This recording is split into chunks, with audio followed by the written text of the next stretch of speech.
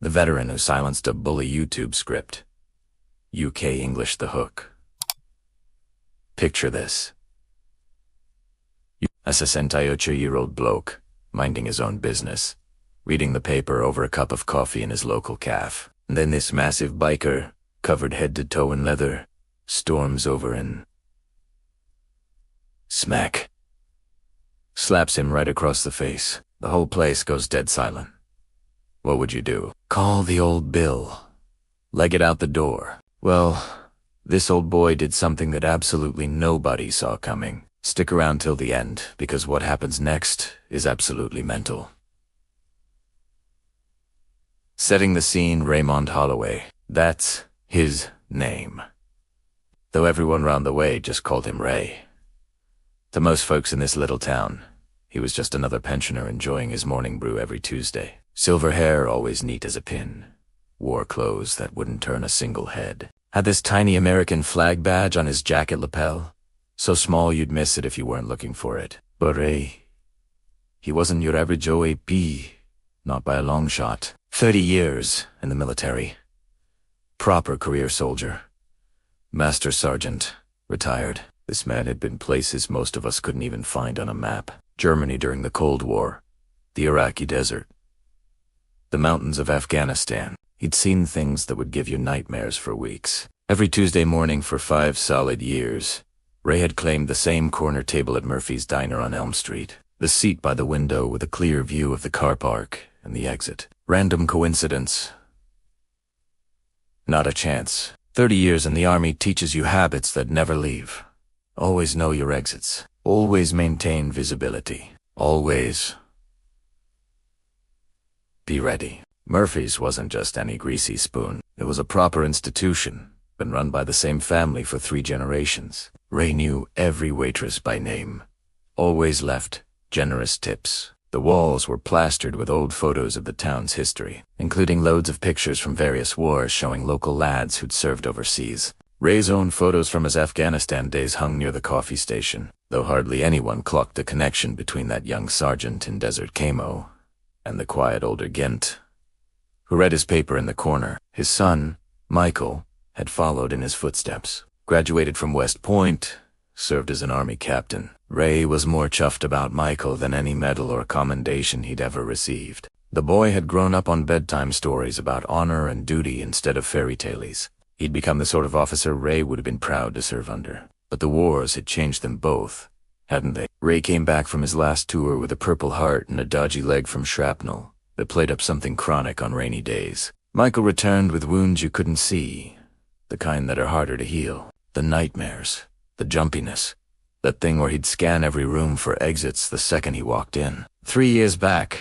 Michael had moved home to be closer to his old man. Took a job at the Regional Army Recruiting Office, helping other young people find their way into service. Ray was grateful for the company and dead proud that his son had found a way to keep serving even after his combat days were done. Enter the villain, right? This is where it gets proper dodgy. Jake Thunder Morrison. Yeah, that was actually his nickname. President of the Iron Wolves Motorcycle Club. This lot weren't your weekend warriors out for a Sunday ride. Oh no.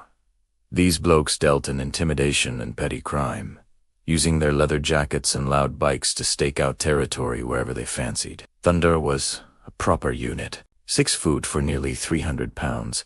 Arms covered in tattoos that told stories of bar fights and time inside. This geezer was pure menace. For 3 weeks running, Thunder had been rolling up to Murphy's demanding the corner spot where Ray always sat. First week, Ray quietly shifted to another table without a fuss. Second week, same again. But this particular Tuesday morning, this morning was different.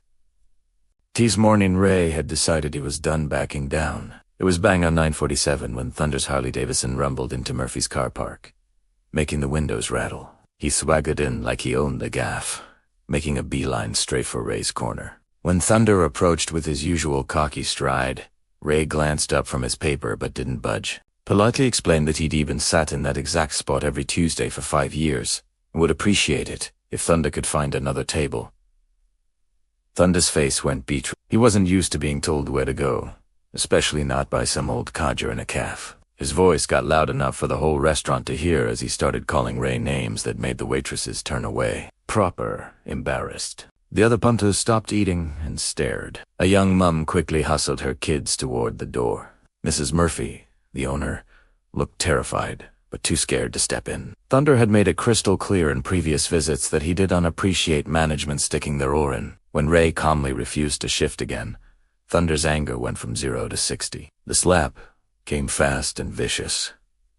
Crock. The sound echoed round the whole calf like a gunshot, followed by dead silence. Ray's cheek stung from the blow, but the physical pain was nothing compared to the humiliation. He could feel every pair of eyes in the place watching him, waiting to see how the old boy would react to being shown up in public. His reading glasses clattered to the floor. The quiet storm. For a split second, Ray was transported back to being a kid, remembering his dad's words about standing up to bullies. Then he thought about his military training. All those young soldiers he'd mentored over the years, the values he'd tried to drill into his own son. He thought about that flag badge on his jacket and what it stood for. But mostly, he thought about Michael and how gutted his son would be if he found out his father had been humiliated in public and done absolutely sod all about it. Ray had taught Michael to fight for what's right, to protect those who couldn't protect themselves, to never back down from a bully. How could he look his son in the eye?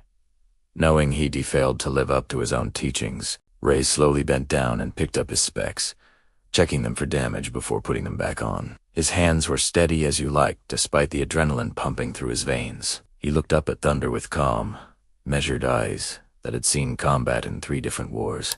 Ray shifted to a small table by the window where he could keep an eye on the car park. Ordered another coffee, and waited. His cheeks still throbbed and he could clock the worried looks from other customers. But he stayed calm and patient. Thunder's confidence grew with every passing minute. He told his story to anyone who'd listen, embellishing the details about how he'd taught some old fool a lesson about respect. Ray checked his watch. Michael would be here soon. But Ray had one more surprise that even Michael didn't know about yet. The cavalry arrives. 11 minutes after Ray made that phone call, a convoy of military vehicles rolled into Murphy's car park. Not just Michael's personal motor, but 3 official army vehicles packed with soldiers in full-dress uniform. Michael Holloway stepped out of the lead vehicle, now sporting the silver oak leaves of a lieutenant colonel. The promotion had come through just a week before, but he hadn't had a chance to tell his old man yet. Had been planning to surprise Ray with the news over lunch. Behind Michael came 12 soldiers from the regional recruiting station, all of them veterans of Iraq and Afghanistan. All of them personally recruited and trained by Lieutenant Colonel Holloway. They'd been in the middle of a formal ceremony when Michael got his father's call, and they'd insisted on coming along when they heard that careful tone in his voice. The soldiers formed up in the car park with military precision, their dress uniforms and gleaming boots creating a proper impressive sight. Michael walked point, his expression serious, but controlled as he headed for the CAF entrance. Thunder glanced up from his meal as the restaurant filled with soldiers. His cocky expression faltered as he realized he was suddenly outnumbered 12 to 1. These weren't local coppers or weekend warriors. These were active duty army personnel, and they moved with the confidence of people who'd seen proper combat. Michael went straight to his father's table first, clocking the red mark on Ray's cheek. Asked quietly if his old man was all right, and Ray nodded toward Thunder's booth. Michael's eyes followed his father's gaze, and his jaw tightened when he saw the biker still sprawled arrogantly across the seat. Lieutenant Colonel Holloway turned to face Thunder with the bearing of an officer who knew command. He didn't raise his voice or make threats, simply introduced himself and asked Thunder to step outside for a chat. Thunder realized his intimidation tactics weren't going to work against trained soldiers. These men had faced real enemies in actual wars, not bar scraps and car park confrontations. The conversation in the car park lasted exactly 7 minutes. Thunder emerged, looking pale and proper shaken, his earlier swagger completely gone. He approached Ray's table with his head down and offered a stammering apology for his behavior. Ray accepted the apology with quiet dignity, but made it clear that Thunder needed to understand something important. Ray explained that he'd served his country for 30 years, that he'd earned the right to drink his coffee in peace, and that respect wasn't something you demanded, it was something you earned. Thunder promised that neither he nor any of the Iron Wolves would bother Ray or anyone else at Murphy S. ever again. Left a 20-quid note on the table to pay for Ray S. coffee and quickly headed for the door. Michael waited until Thunderous' motorcycle disappeared down the road before joining his father at the small table by the window. Ray looked at his son's new rank insignia and smiled with obvious pride. The aftermath. They chatted quietly about the promotion, about family, and about the importance of standing up for what's right. The other soldiers kept a respectful distance, giving father and son their privacy while making it dead clear to everyone in the CAF that Master Sergeant Raymond Holloway was under their protection. Mrs. Murphy refused to let either Ray or Michael pay for their meal, said it was the least she could do for someone who'd served his country with such honor. Several other customers came over to Reyes' table to shake his hand and thank him for his service. Word of the incident spread through the small town like wildfire, but not in the way Thunder had expected. 2 weeks later, Ray received a letter from the mayor naming him Honorary Citizen of the Year. The local paper ran a story about the incident, focusing not on the confrontation, but on the respect the community owed to its veterans. The Iron Wolves left town permanently, finding new territory where they hoped to avoid any more run-ins with military families. Thunder sent Ray a handwritten letter of apology, explaining he'd learned something important about real strength and dignity. Michael started joining his father for coffee at Murphy's every Tuesday morning, a tradition that brought them closer together and gave them time to share stories about their military experiences. The corner booth became known around town as the Veterans Table, and other former service members began stopping by to pay their respects. Ray's reading glasses, which had been knocked to the floor during the confrontation, were replaced by a local optician who refused payment. The new frames were stronger than the old ones, and Ray joked that maybe sometimes you have to lose something before you can see clearly again. The message. Right.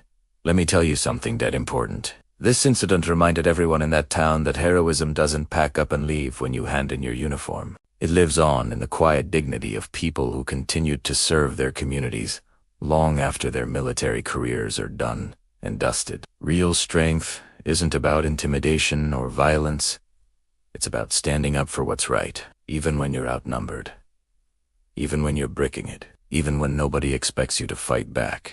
Sometimes the most powerful weapon a veteran has isn't a gun or their fists. It's the respect they've earned through a lifetime of service and sacrifice.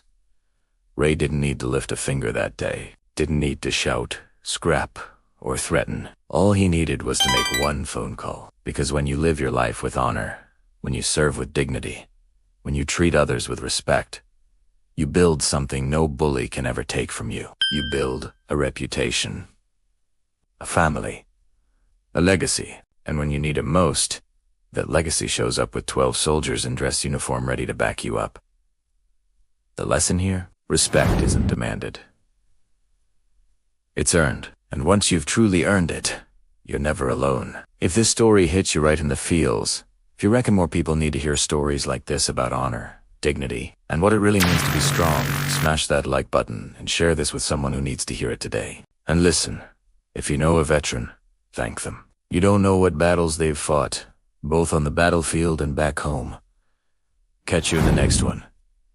Stay strong, stay honorable, and never, ever stop standing up for what's right. Cheers.